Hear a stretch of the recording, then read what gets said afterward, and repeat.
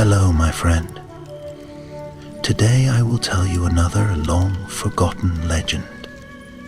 Close your eyes and let the magic transport you to Middle-earth. Our journey begins.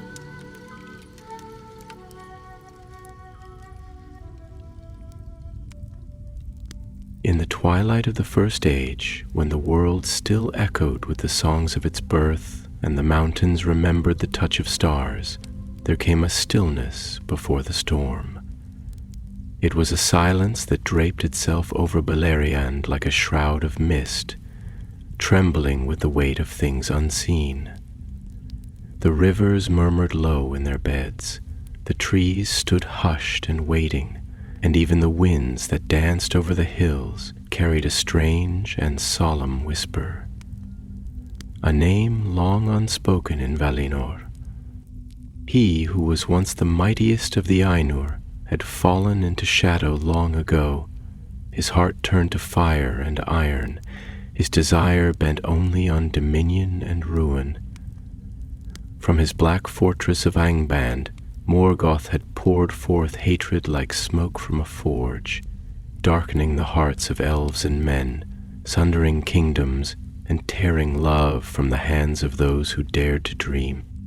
But there are tides in the long story of Arda, and even the slow-moving will of the Valar stirs when the world cries long enough. It was in these days, when hope seemed but a ghost drifting over the fields of loss, that the Valar rose at last from their silence. In the golden halls of Aman, Manwë, High King of Arda, looked to the east, his eyes clouded with grief and fire, and with him stood Eonwë, his herald, whose voice had once commanded the stars. And so the message was given: Morgoth must fall, and all the might of the West would be turned to that end. But this story, dear listener, is not just one of gods and demons. It is also the tale of Elenion, an elf lord of the Noldor who bore a quiet heart and a blade of light. He had not seen Aman since the days before the exile, when the trees still shone upon the land and the air smelled of untouched dawn. He had wandered through grief and war, across the ruins of Doriath and the ashes of Gondolin, and though his sword had tasted many a battle, he had grown weary, not from fear, but from the burden of memory. Elenion lived now in the hidden valley of Surathielen, a place untouched by war, where the stars still danced in quiet pools and the birds sang without dread. But he dreamed nightly of a silver city crumbling into the sea, of children lost in smoke, and of a shadow that wore the sky like a crown. He would wake with the whisper of a name on his lips. Ariel, his beloved, taken long ago by the flames of Angband. One evening, as the first notes of twilight spread across the valley, Elenion walked alone beneath the willow trees. The light spilled golden through the leaves, and the air was heavy with the scent of earth and rain. He felt a stirring beneath his feet, as though the very ground was drawing breath, and the wind carried to him a voice not heard in an age. "Come forth, flame-bearer," it said. "The hour is upon us." And so he turned and saw before him a figure robed in silver and crowned in starlight. Eonwë, herald of the Valar. His presence was not loud, not thunderous, but deep and resonant, like the echo of a forgotten bell. The very trees bent their branches as he passed, and even the light seemed to move slower around him. "You are called," Eonwë said, "not by kings nor council, but by the will of Arda itself. The war of wrath is begun, and the Valar summon those of heart unbroken." Elenion's hands trembled. He looked to the east, where the lands of shadow lay hidden beyond hills and time. I have no strength left for wrath, he whispered. Only sorrow remains to me. Eonway's gaze did not falter. Then come with your sorrow. For sorrow forged into action is a sword none may turn aside. The stars rose higher, one by one, silent witnesses to fate, and Elenion, though the ache in his heart was a wound that would not close, bowed his head and took up his blade once more. Not for glory, not for vengeance, but for memory. That night, a host unlike any seen since the world was young gathered upon the western shores. Elves of Aman, bright as flame, men of forgotten valor.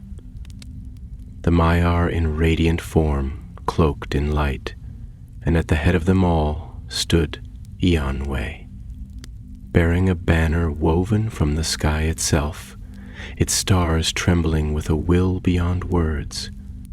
As Elenion approached, he saw among them faces from the elder days. Warriors once lost, now called back for this final reckoning. Yet even in that sea of might there was a hush. For all knew this would not be a battle of armies alone. This would be the unmaking of a god. And so they set sail from the undying lands, crossing the great sea beneath a sky heavy with omens. The stars watched, the waves whispered, and the silence between them was filled with the weight of ages. In the distance, across the dark water, Beleriand waited, and so too did Morgoth. The voyage across the sundering seas was not swift, nor was it gentle.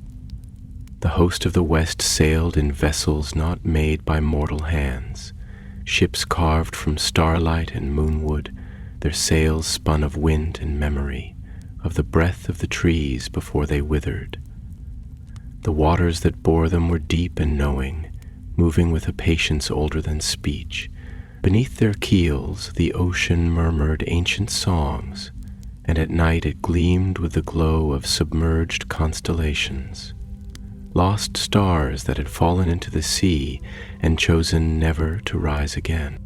Elenion stood often at the prow of his ship, wrapped not in armor but in a cloak woven of twilight threads, his gaze fixed on the endless horizon that was at once both a promise and a sentence. He did not speak much during those first days of the crossing, for his heart was occupied with reflection, as if every wave that broke against the hull peeled away another layer of himself. Memories surfaced, not in clarity, but as impressions etched in aching color. The silver light in Eril's eyes before she vanished into flame, the sound of children laughing in Gondolin's courtyards before the towers crumbled, the scent of white lilies blooming beside a stream now lost beneath ash and stone. One evening, as the air turned cool and the stars emerged like tears in the sky, Eonway came to him, his robes untouched by the wind, his presence like the pause between two great notes of a symphony. He did not speak at first. Instead, he stood beside Elenion in silence, allowing the breath of the world to speak for them both. It was only after the moon had risen fully, bathing the sea in silver sorrow, that Eonway's voice broke the stillness, as soft as a lullaby spoken at the end of time. You are troubled, Elenion. Not with fear of battle, that I can see, but with the question that lies beneath all others. Why fight at all when the world seems already broken? Elenion did not answer immediately. He felt the wind lift his hair, cool against his brow, as though the sea itself sought to soothe his thoughts. He closed his eyes and let the silence stretch. When he finally spoke, his voice carried the weight of long years, the weariness of one who had buried hope again and again, and found the soil growing hard. "I fear," he said, and the word did not shame him, "not the blade, nor the fire, nor even the fall of mountains. I fear what comes after. For even if we succeed, if Morgoth is cast down, if the sky is cleared and the earth made whole, what then? Shall we sing songs of glory while the bones of the lost lie unmarked beneath the sea? Shall we build new towers atop old graves and call that peace?" He turned to Eonwe, and his eyes, though weary, burned with a quiet, steady flame. "My heart is a book of ruins, each page inked with a name I could not save. I do not fight for victory. I fight because if I do not, then their memories will vanish with me, and the silence will be all that remains." And Onwe's expression did not change, yet there was a deepening in his gaze, like a well drawing upon deeper waters. "There is wisdom in sorrow," he said, "though sorrow itself is a poor teacher. You are not alone in your doubts. Even among the Ainur we question. But do you not see that silence you fear, that void where memory dies? It is not conquered by might, but by witness. You carry their names, you remember their laughter. In you they live still, and so long as you stand, blade drawn not in rage but in remembrance, you become more than a warrior. You become a vessel for the light that Morgoth could never touch." The sea swelled around them, waves rising and falling with solemn grace, as if the waters themselves bowed in respect to those who spoke with such reverence. Far off, thunder rumbled, not from storm, but from the shifting bones of the world, stirred by the coming of wrath. Elenion sighed, and with it some small burden seemed to lift.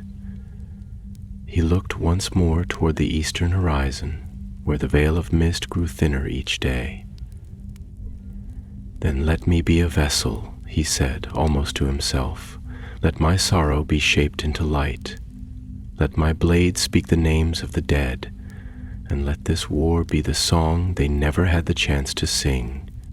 The days grew shorter as they sailed farther east, and the sea darkened beneath their hulls. No longer did the waters reflect starlight so readily. They had become heavier, tinged with shadow, as if sensing the nearness of a poisoned shore. Faint shapes could now be seen in the distance, jagged cliffs that clawed at the sky, black clouds that roiled like thoughts unspoken. The coast of Beleriand, once a land of music and forests, now lay half submerged, shattered by time and torment. When at last they reached the shore, the very earth seemed to groan beneath their feet. The sky was bruised, the land scarred. Trees stood like ghosts, their branches twisted in agony, their roots sunk deep into cursed soil. And upon that broken land, the host of the Valar made ready. Eonwe's banner was raised, and its light pierced the clouds, casting long shadows that shivered and fled. Armies assembled, not with the clamor of conquest, but with the stillness of fate made manifest. There were elves of Valinor whose eyes had never known grief until now. There were men whose blood carried the echo of the stars, and there were spirits of fire and song clad in mortal guise, their presence too vast to look upon for long. But among them all, Elenion moved as a quiet flame. He did not shout, nor did he boast. Yet wherever he passed, others stood straighter, as though the sorrow he bore reminded them of what they stood to protect.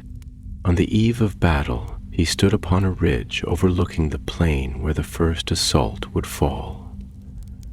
The wind tugged at his cloak, and the air smelled of iron and ash.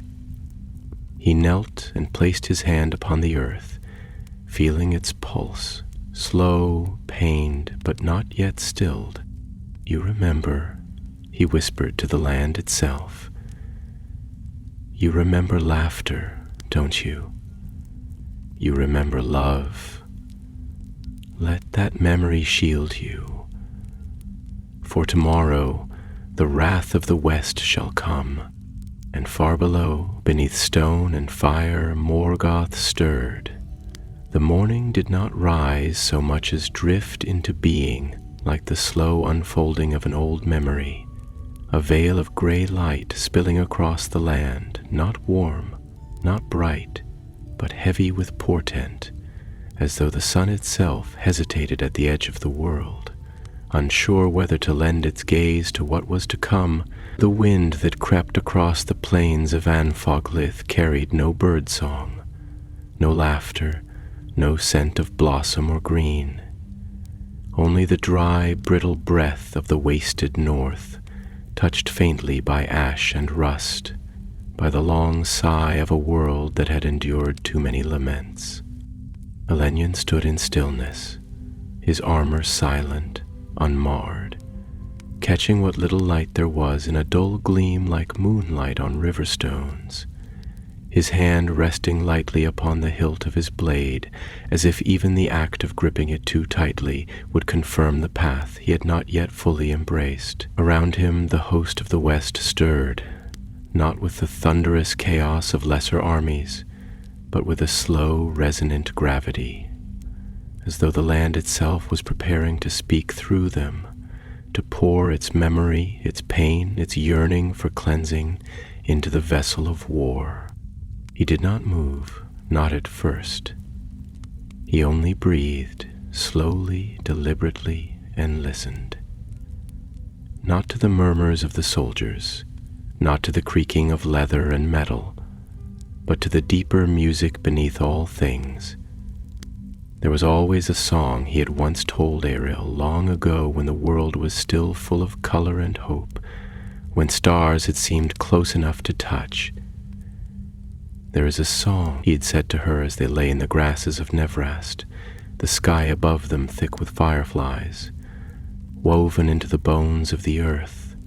A sorrowful tune, yes, but not without beauty, and I think it waits for someone to answer it. He had not known then that she would be taken, nor that his own voice would one day be shaped by the same grief that haunted the land. Elenion, came a voice, low and soft but threaded with iron. It was Kalimion, his sworn companion, who had followed him through the burning of Dorthonion and the fall of Nargothrond, who had walked beside him when even the stars had seemed to fade. His hair, once dark as the raven's wing, was now streaked with silver, not from age, but from the touch of fear and shadow too often faced. You do not speak. Is the silence your prayer or your burden? Elenion turned slowly, and when he met his friend's gaze, there was a weight behind his eyes. Not despair, but something older, like the knowledge etched into the bark of trees that have weathered 1,000 storms. Both, he replied after a long pause, his voice quiet but unwavering. There are things that cannot be spoken without cheapening them, and things that when spoken become real in ways we may not be ready for. This silence, it is where I carry the names of the dead. Kalimion's brow furrowed, and for a time he said nothing. Then slowly he sat beside Elenion, the cold earth pressing into his knees like the hand of memory itself. Sometimes I wonder, he said, if we were made to bear this much memory. We carry names as though they are lanterns, but the weight of them is like iron. We fight so that others may forget what we remember. And yet, I do not know if I wish to forget. I fear what I would become without my grief. Elenion nodded, and a faint breeze lifted a lock of hair from his brow, touching his skin with the chill of something ancient and unseen. Grief is the price of having loved something the world could not keep, he said. His voice distant, like a dream remembered at the edge of waking. and if we lose even that, we become hollow, empty blades wielded by the wind. The sky above them began to change, subtly at first, as if a great eye was opening beyond the clouds. Shadows lengthened unnaturally, and the wind that came down from the north no longer whispered. It moaned, a sound like metal dragged across stone, like the breath of something too vast, too old, and too full of hate to name. The very earth trembled, and a thin crack split the frozen soil beneath their feet, as if the land itself recoiled in dread. A horn sounded low and long, not harsh, but deep and sorrowful, like the bell of a sunken city tolling from beneath the waves. It came from the rear of the host, yet it echoed through the bones of all who heard it, and even the trees, those few twisted remnants that had somehow survived the long rot of Morgoth's dominion, seemed to flinch, their limbs clawing at the air as though begging to be unburdened. Yonwi stepped forward then, and though he said no word, his banner rose into the wind, and its light cut through the thickening gloom like the first word of creation, uttered again after an age of silence. The ground before them, barren, broken, littered with the ghosts of old battles, shuddered, and far in the distance, beneath the shadow of Thangorodrim's blackened peaks, a darkness moved. Not a cloud, not a shadow of passing storm, but a tide of fire and iron, of creatures malformed by hatred and bent by the will of Morgoth, pouring forth from the gates of Angband, with a sound like the breaking of worlds. Elenion rose, drawing his sword with the quiet reverence of a priest unveiling a relic, and for a moment he simply stood, the blade reflecting the banner's light, his eyes fixed on the oncoming ruin. His lips moved, not in war cry, but in invocation. "Iril," he whispered, "may your memory be my armor, and your laughter the wind that guides my hand."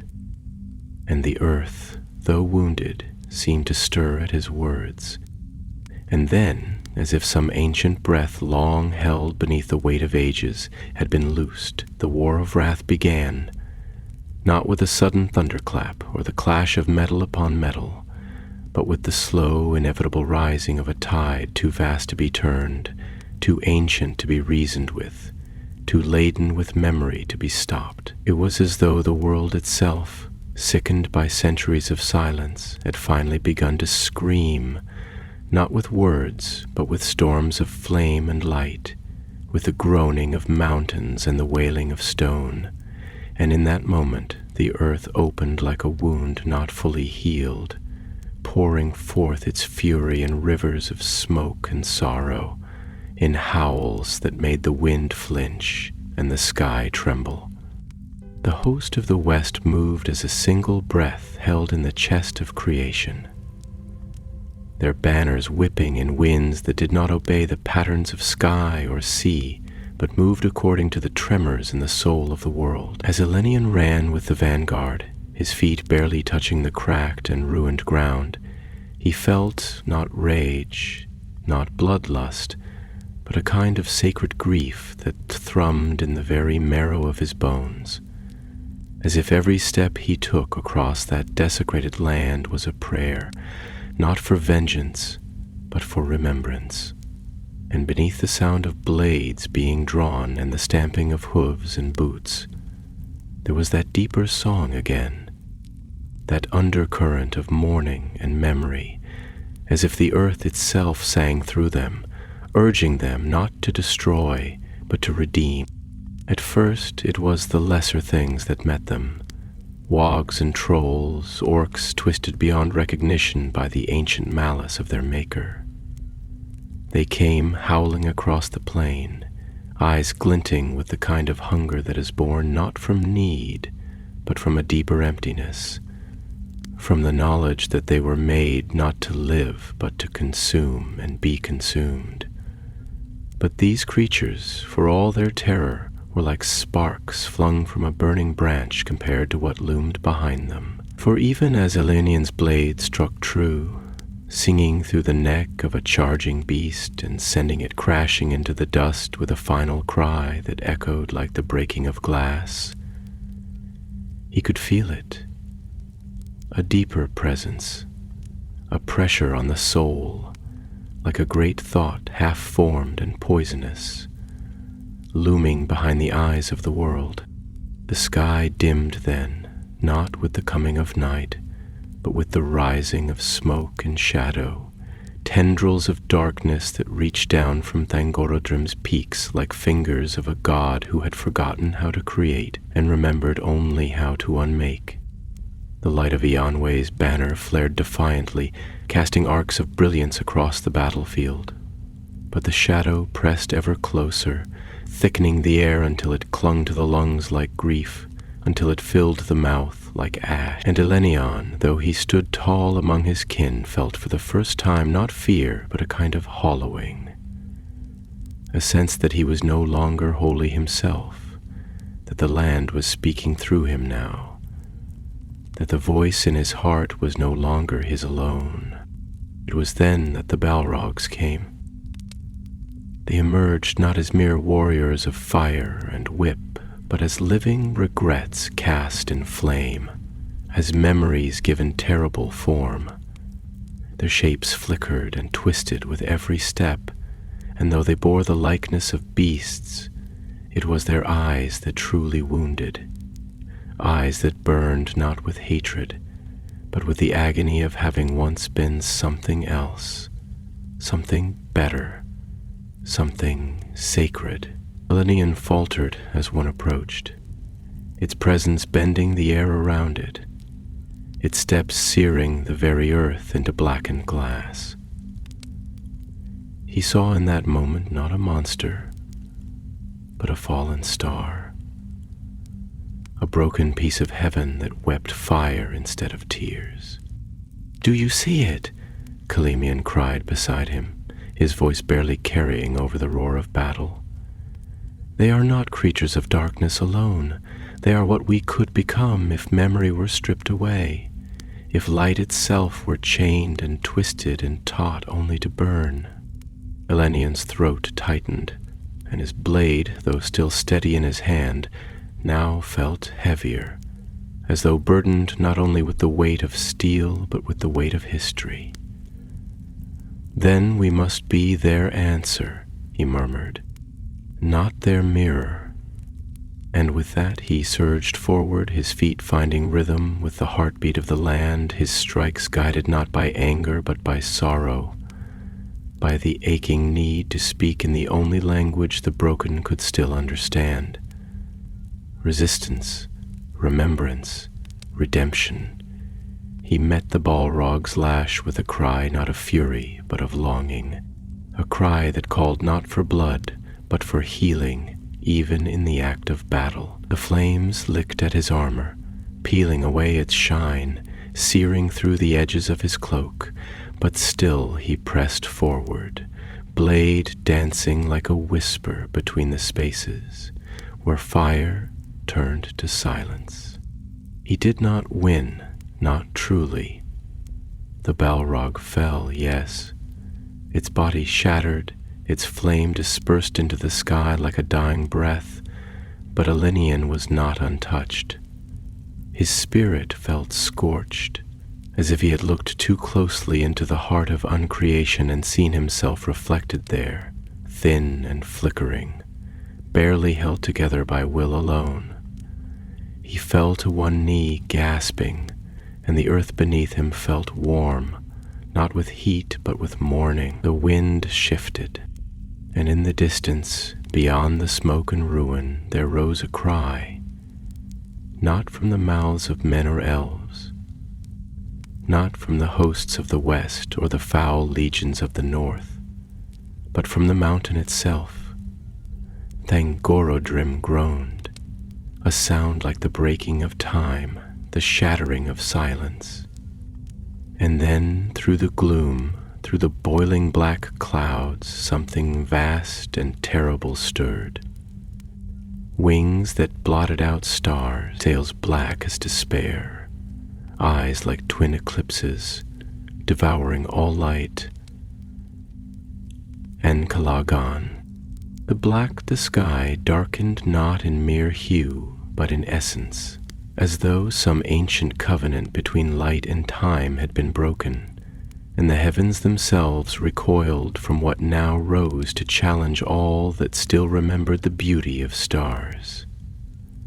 Encalagan the Black, first of the winged dragons, mightiest of all the fell beasts bred in the furnaces of Morgoth's hate, unfurled his wings with a sound like the collapse of mountains, like the closing of a great door upon hope. His coming was not simply seen, but felt, as though the world had drawn in a single terrified breath and now dared not exhale. He rose from the broken peaks of Thangorodrim like a shadow-given breath, like the final thought of a dying god, and with each beat of his monstrous wings the clouds turned red with fire, and the air grew heavy with despair. Silmarillion stood transfixed, his blade still dripping with the remnants of flame, the echo of the slain Balrog still pulsing through his limbs like a storm's aftershock. He looked upward, not as a warrior gauges an enemy, but as a child watches a nightmare cross into waking, powerless to blink it away. The dragon's body moved like a continent uprooted, each scale a mountain of obsidian, each claw long enough to pierce cities, and his breath, his breath was not mere fire, but a sorrow so ancient, so complete, it seared the spirit as much as flesh. When Encalagan roared, it was not a battle cry. It was a lament, a sound too vast for language, a chorus of all things that had ever fallen into shadow, a dirge for lost light. Beside Elenion, Silmarillion had fallen to one knee, not from injury, but from the sheer weight of dread. His face was pale beneath the grime and smoke, and his voice trembled when he spoke. There are things in this world that should never have been shaped, things that lie outside the balance, that bear no echo of Eru's song. That is one of them. Elenion did not reply immediately, for his thoughts moved slowly, as if slogging through a mire of grief. When he finally spoke, his voice was low, not with fear, but with awe touched by sorrow, as if he were witnessing the death of a star, and yet it was shaped, not by chance, not by need, but by will, a will that sought not creation, but dominion. Morgoth did not build this creature to live, only to conquer, to smother the sky itself. Encalagan is not a being, he is an idea made flesh, the idea that strength is the only truth, that fear is the purest bond. Silmarillion turned his gaze upward, his eyes narrowing against the heat and smoke. "How do you fight an idea?" he asked, not in challenge, but in weary philosophy, as though asking the night itself for counsel. How do you strike against something so vast, so rooted in the bones of the world that even time bows before it? Elenion let out a slow breath, the air catching in his lungs like the whisper of dying leaves. "You don't destroy it," he said at last. "Not completely. But you stand before it even so. You meet its fire with memory, its claws with the names of those you've lost. You let it know that you remember what it seeks to erase. That is the defiance it cannot understand." And even as they spoke, Encalagan descended, vast wings sweeping across the plains of Anfaglith like veils of unmaking. He did not fly as a bird does, nor even as a beast. He moved as if the sky had been broken, as if gravity had bent itself in service to his will. Lightning split the clouds above him, not with light but with veins of darkness, and the wind that trailed in his wake tore trees from the earth and sent whole swaths of the battlefield spinning into chaos. The host of the West rallied not with panic but with grim resolve. Eonwe raised his hand, and from it leapt a beam of light so pure, so fierce, it carved a path through the smoke like the memory of dawn. Around him the Maiar unfurled their true forms, beings of light and music and purpose, their voices rising in counter-song to the dragon's scream, a harmony woven not of domination but of healing, of remembrance, of all the quiet acts of beauty the world had ever dared to whisper. But even that light trembled in the shadow of Ancalagon, for he was not merely a beast of fire. He was the crown of Morgoth's vengeance, a weapon forged not of steel or spell, but of unrelenting will. As he soared over the battlefield, his breath scorched legions, his wings scattered the lines, and his roar turned courage to silence. Elenion saw warriors he had known for centuries, stalwart captains of the Noldor, hunters of the woods of Osiriand, singers of lost Doriath, cast to the wind like petals in a storm. And yet none fled. None turned away. It was not courage alone that held them, nor duty, nor even the hope of victory. It was memory, the deep aching truth that if they did not stand here now beneath the shadow of what should not be, then all that had been good, all that had been sung or made or loved, would be unremembered. And so Elenion, though the skin of his face blistered in the heat, though his knees shook and the smoke clawed at his lungs like a living thing, lifted his sword once more and stepped into the wind. The ground quaked beneath him, and fire rained from the sky. But the stars above did not blink away. They held, faint and distant but unwavering, like the eyes of the forgotten watching from the edges of time. And Elenion, though he knew he was no match for what loomed above, whispered to those stars. "For you," he said, "who lit the path when the sun was lost, for you who sang in the dark, for you who dared to love in a world such as this, I will not kneel." And the wind, though wild and full of ruin, seemed for a moment to hesitate, as though it too remembered. Nightfall did not come gently. It descended not as a curtain drawn with grace, but as a tidal surge of shadow, swallowing what light remained in the sky, until even the stars themselves seemed to shrink from the darkness that now reigned. The clouds, no longer mere mist but molten seams of thunder and fury, churned with a lightless fire, as if the heavens themselves had grown angry and old, weighed down by the burden of too much grief, too many unwept sorrows. The land, ever a mirror to the soul, responded in kind.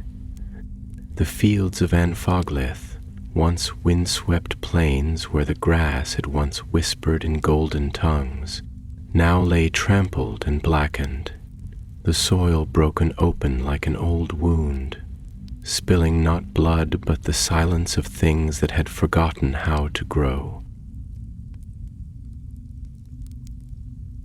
The host of the West had scattered, not into disarray but into a solemn defiance. Formations reknit themselves like the weaving of threads pulled taut across a loom of fire. From the ridges of the north came the cries of the Vanyar, voices like starlight cast into sound, singing not of war but of remembrance, of the light of Valinor that even Morgoth could not fully unmake. From the east the banners of men rose, torn and scorched but unbowed, their captains bearing torches against the gloom. Not to see, for their eyes had grown accustomed to the dark, but to proclaim that they would not be unseen. And in the center, beneath the trembling shadow of Ancalagon's wings, stood Elenion, his blade still lit by the fading echo of Eonwe's flame, his heart a quiet ember, wrapped in the long cloth of memory. He stood atop a ridge of broken stone, a ruin perhaps once a watchtower or a burial mound, but now stripped of name and history, reclaimed by fire and time. And as he looked upon the battlefield, where dragons writhed like living avalanches and balrogs surged in silence, where light and shadow met not in chaos, but in a terrible, holy order, he spoke aloud, not to Calimion, who knelt nearby, tending to a wound that bled both blood and thought, but to the air itself, to the space between things, where words find their truest shape. "This is not a battle," he said softly, his voice barely louder than the wind, which now moved as if through the lungs of the dying. "It is a reckoning." Calimion looked up, the edges of his face lit by the glow of distant fire. He said nothing, but his eyes asked the question his voice could not. Elenion turned to him slowly, his gaze as distant as the stars, though his feet remained fixed to the broken stone. "We speak of good and evil, as if they were banners easily carried," he said, "as if the world were a board and we the pieces upon it. But look around you, my brother, not at the fire, not at the ruin, but at what still remains. There, in the arms of the fallen elf who yet shields the body of a child. There, in the torn cloak a soldier wraps around a friend dying too slowly to scream. There is no banner for that, no glory, only truth. That to love in a world bent on unmaking itself is the rarest courage." Calimion's breath caught. "And is that enough?" he asked. "To stand here, blade in hand, heart full of names and dreams, while the sky cracks open and a dragon dark as time itself blots out all light. Is that truly enough?" Elenion did not answer at once, for the question deserved more than words. It deserved silence first and thought. He walked a few paces to the edge of the ridge, where the wind rose stronger now, thick with the scent of scorched iron and torn earth, and there he knelt, placing his hand upon the stone. The rock was warm, not from the heat of flame, but from memory. He felt it pulse faintly beneath his fingers as if it remembered too. The weight of the tower it once bore, the echo of song, the tread of feet that believed in things long forgotten. He closed his eyes and let that memory wash through him, not as a vision, but as a knowing. "It must be," he said at last, rising to his full height, "because if it is not, if love and memory and the quiet strength to endure are not enough, then we are already lost, and all that follows is but the falling of ashes." Calimion, though tears welled in his eyes, nodded slowly.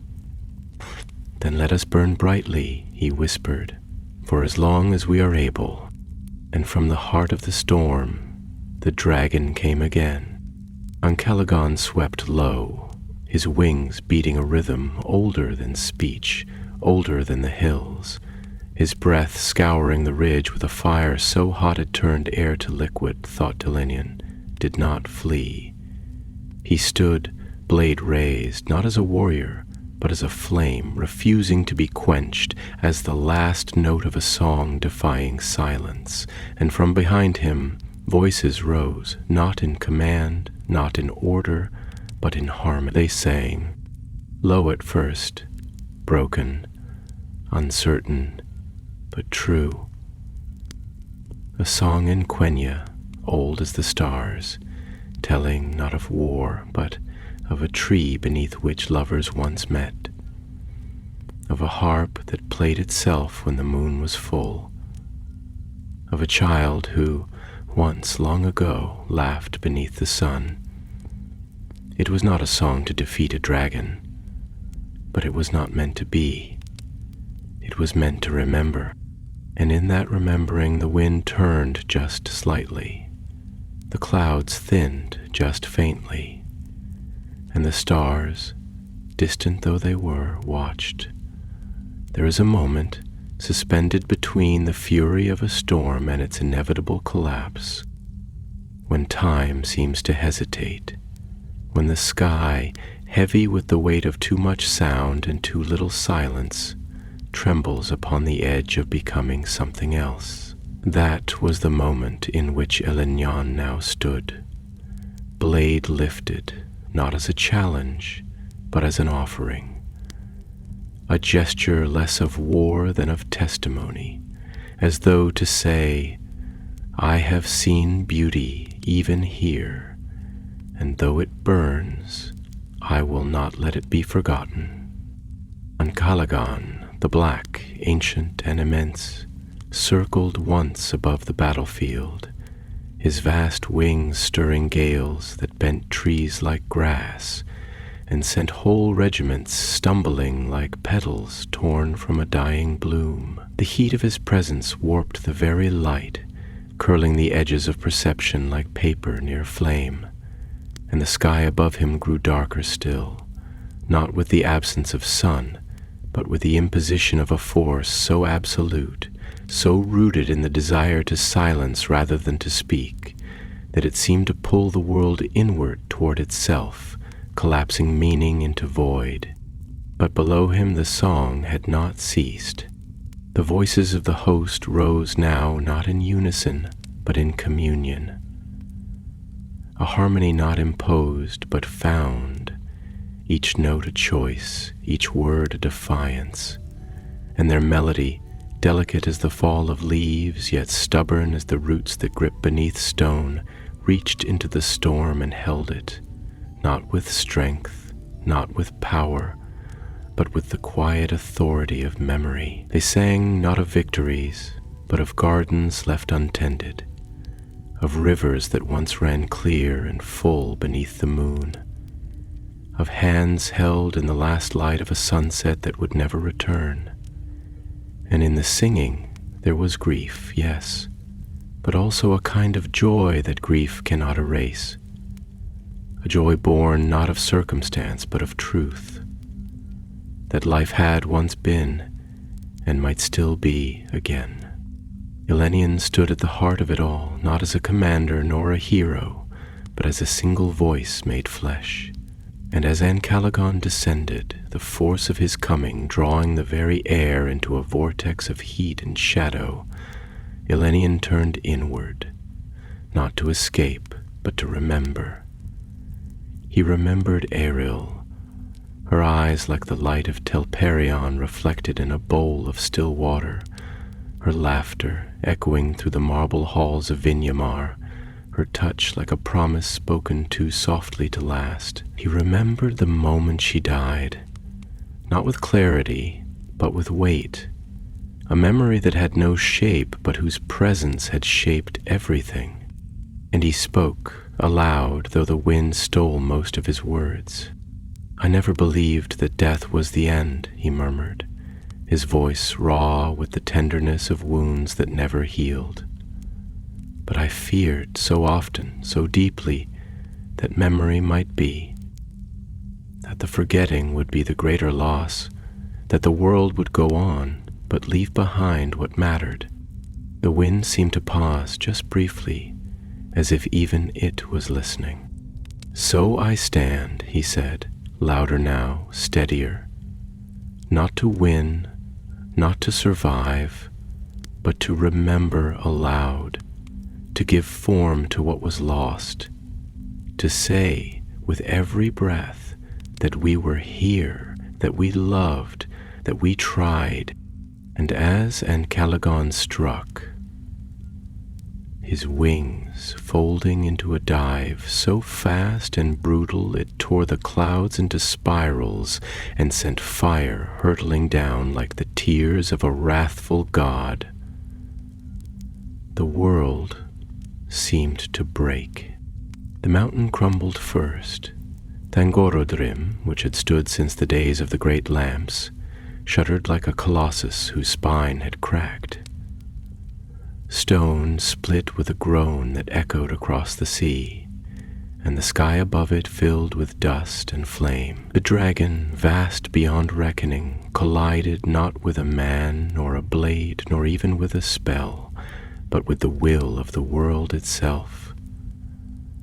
The defiance of stars that had watched since the beginning, the breath of the earth that refused to forget, the song of a people who refused to die quietly. Eonwi, far above the host, rose in a pillar of light, and his hand reached not for sword, but for truth.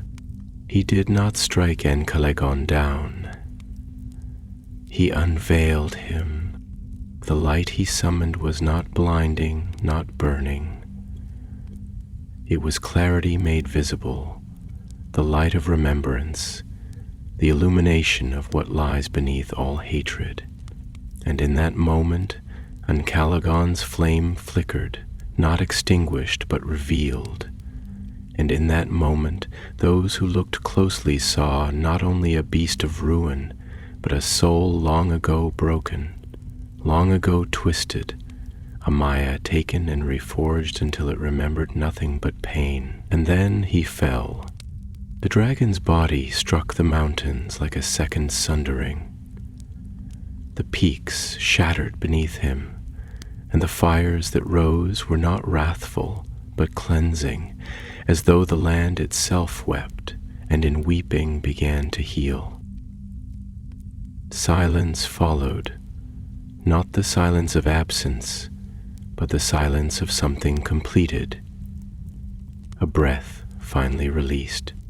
Elenion sank to his knees, his blade falling beside him with a dull thud, its light dim not from defeat, but from rest. Kalimian came to him, his face streaked with ash and tears and blood that was not all his own. He did not speak, not yet.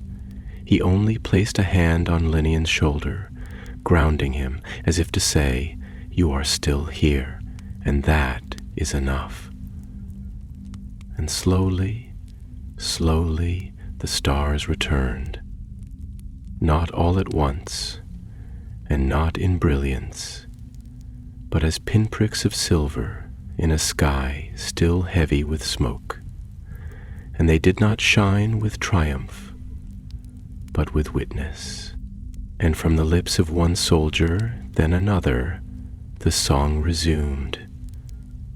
Quieter now, but still true. Dawn broke not in triumph, but in quiet wonder, as though the sun itself had approached the edge of the world with reverence, peering gently over the horizon as one might lift the veil from a sleeping face, afraid, not to wake, but to disturb something sacred. The light that came was not golden, not radiant, but soft. An amber hush that spilled across the broken plains of Beleriand like balm upon a wound too long left untended.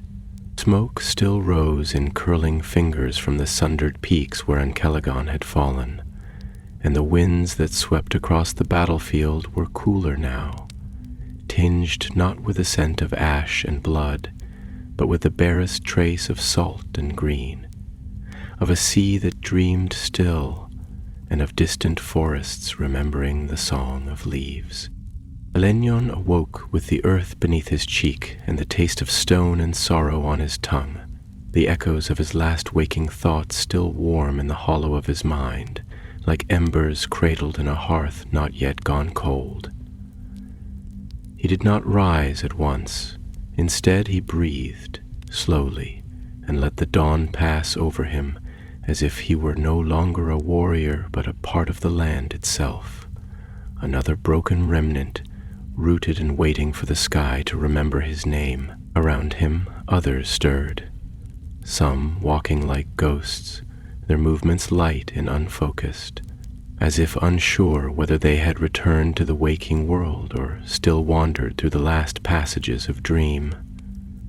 Others wept without voice, their tears carving clean lines through ash-darkened faces, and a few stood silently, their swords sheathed, not in victory, but in stillness. It was Silmarillion who came to him once more, his steps slower now, as though the night had laid upon his shoulders a weight not of armor or exhaustion, but of accumulated years, a deep, invisible sediment of memory and mourning that time would never wholly lift. He did not speak at first. He only knelt, his fingers tracing the line of a cracked root that curled up from the broken stone, marveling softly at how even here life sought a way to whisper its insistence. Silmarillion turned his face slightly, his voice rough as gravel smoothed by rain. "Is it over?" he asked, not as one seeks information, but as one who hopes for permission to release a breath he has held too long. Silmarillion nodded, his eyes never leaving the earth. "The mountain has fallen, the dragon lies still. Yonway walks among the wounded, and even the Maiar have quieted. Morgoth has not yet been seen, but his power has broken, or perhaps it has retreated, like frost that hides in the cracks until summer's full song." Silmarillion was silent for a long while, the wind brushing past him like a familiar voice just out of reach, and when he spoke again, it was with a kind of wonder, fragile and sharp as a child's first question. "Then what are we, now that wrath is finished?" Silmarillion's brow furrowed, not in confusion, but in the effort of unfolding the layers of thought his friend's question had awakened.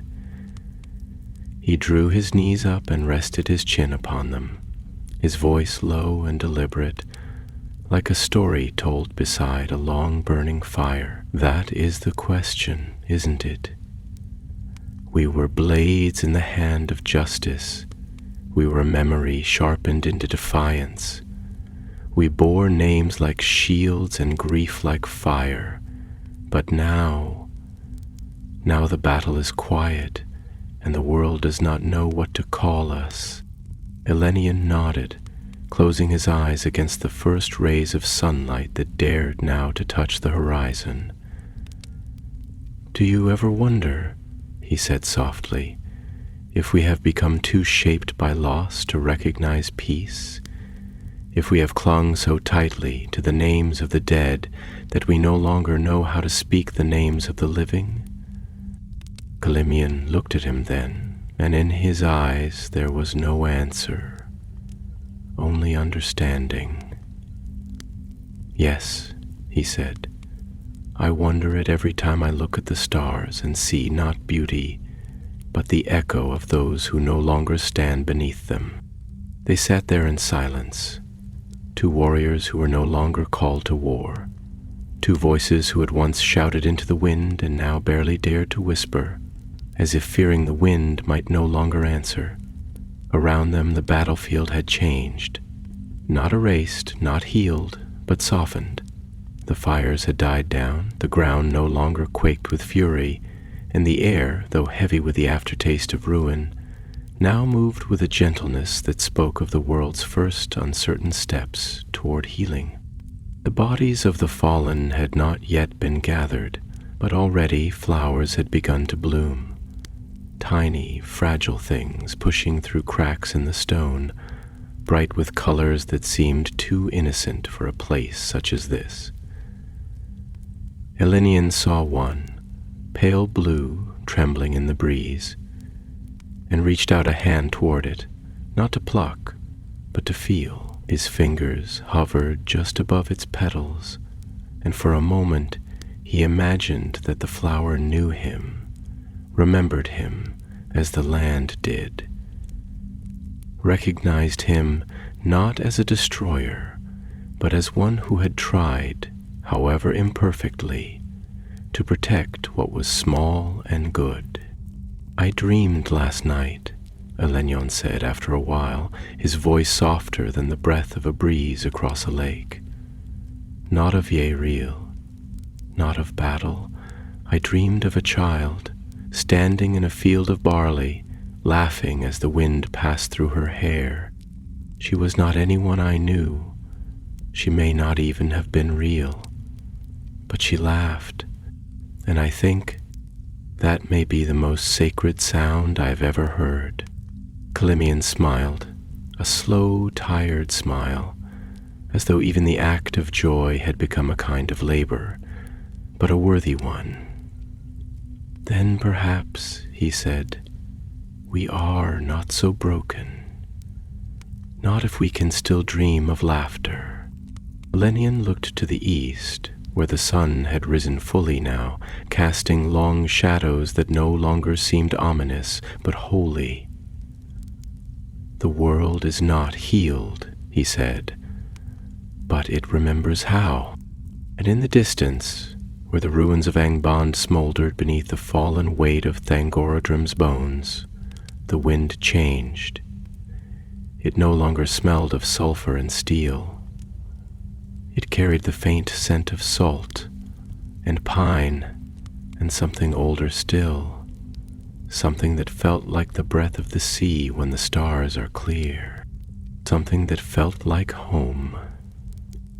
And so the earth at last began to settle, not with a great sweeping of wings or a chorus of celestial music, but with the slow exhalation of a world that had held its breath for far too long. The clouds that once choked the skies with ash and dread dispersed by degrees, their edges fraying into the upper air like fabric left too long beneath sun and salt, and in their absence the sky returned, not entirely blue, not yet, but hued with the tentative silver of healing, a softness that seemed to ask for permission before casting light upon a land not yet ready to be beautiful again. The wind no longer screamed or burned.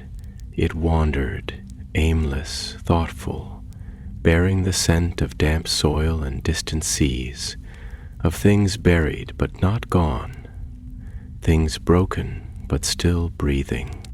The plain of Anfoglith, long scarred by the tread of dark hosts and the fire of dragonflight, bore the signs of something almost sacramental. Scorched ridges now held pools of still water where once there was only dust, and these new lakes reflected the skies above with such clarity that it seemed the stars themselves had come down to rest within the wounds of the world. Trees, shattered and stripped bare, had not yet died, and their roots stretched cautiously beneath the blackened crust of the earth, seeking memory in the soil, whispering songs only the deep places could hear. And among them walked the victors, if such a word could still be used, slowly, reverently, as if treading through a dream that had not yet decided whether to end in hope or sorrow. Elenion walked without armor now. He had set it aside, not in triumph, but as one lays down a book at the end of a long reading, when the tale has moved from fire to silence, when the hands no longer need the weight of steel to remember their purpose. He wore a simple tunic, marked still with soot and blood, and in his hand he carried not a blade, but a staff of driftwood, found by the shore, smoothed by time and tide, a thing that had once been lost and now was held with care. His eyes, though ringed by weariness, had softened, not in defeat, but in the quiet that comes after understanding. For though the war was ended, the grief remained, and grief, he had learned, was not a wound to be healed, but a presence to be honored, a companion that would walk with him into whatever came next. By his side walked Clemion, and they spoke little at first, for silence had become a language between them, more intimate than speech. But as they crested a low hill where the grass had begun, impossibly, to green again, Elenion paused, and his gaze turned not to the horizon, but to the hollow between two stones, where a single flower had bloomed. It was white, not pure like snow, but shaded with the softest blue at its edges, like the wing of a dove seen in twilight. "It is strange," he said, his voice quiet but clear, "how the smallest things carry the weight of everything. That flower will not be named in the songs. No tale will be told of its blooming, and yet I look at it and feel, not joy perhaps, but something adjacent, something truer, as if it knows more of healing than I ever could." Kalimnion sat beside him, his hands clasped loosely in his lap, his eyes scanning the horizon where the mountains of the west shimmered faintly like memories made manifest. "Perhaps," he said, "it is because the flower asks nothing of us. It demands no oaths, no glory. It simply lives, and in living it forgives the world." Elenion smiled faintly, the gesture not wide but deep. "Do you think the world forgives us?" Kalimnion took a long breath before answering, as if the question required him to feel the answer in his bones before daring to speak it aloud. "I think," he said, "that the world remembers, and remembrance is the first form of forgiveness. It does not forget the wounds we gave it, but it allows us still to walk upon it, to see beauty rise from the ashes we left behind. Perhaps that is the world's way of telling us, you are not cast out, you are not finished. There is more to be done." Elenion looked to the west then, to where the sea glittered like a mirror fractured into 1,000 pieces of light, and he thought of Valinor, not as a place, but as an idea, a longing folded into the soul like a song whose chorus one has forgotten, but still hums, hoping the notes will return. Yonwe had summoned many to return, to board the ships and pass into peace, into the lands where sorrow did not walk, where the light was never tired, never dimmed. But Elenion knew in that stillness that his place was here, not because he feared peace, nor because he loved the pain of memory, but because he felt, in the trembling earth beneath his feet and in the breath of the flower between the stones, that this wounded world had need of those who remembered both the fire and the garden, that healing was not an act of distance, but of presence, that to remain was to serve not glory, but growth. "I will not go," he said at last, and his voice was no louder than the wind, but it carried all the weight of his years, all the names he bore within him, all the stories etched into his hands. "Not because I love the ruin, but because I have seen what may rise from it." Kalimnion said nothing at first. Then he reached into the pouch at his side and pulled forth a seed, small, dark, unremarkable, and pressed it into Elenion's palm. "Then plant this," he said. "Let it grow and teach the wind a new song." And so they began. Not again, but anew. They walked not as soldiers, but as stewards, planting as they went, stone by stone, memory by memory, not seeking to rebuild what was lost, but to create what had never yet been, a world shaped not by wrath, but by wisdom, not by war, but by the quiet, defiant beauty of those who choose to stay, to nurture, to remember. And far above them, the stars turned, not in judgment, but in blessing.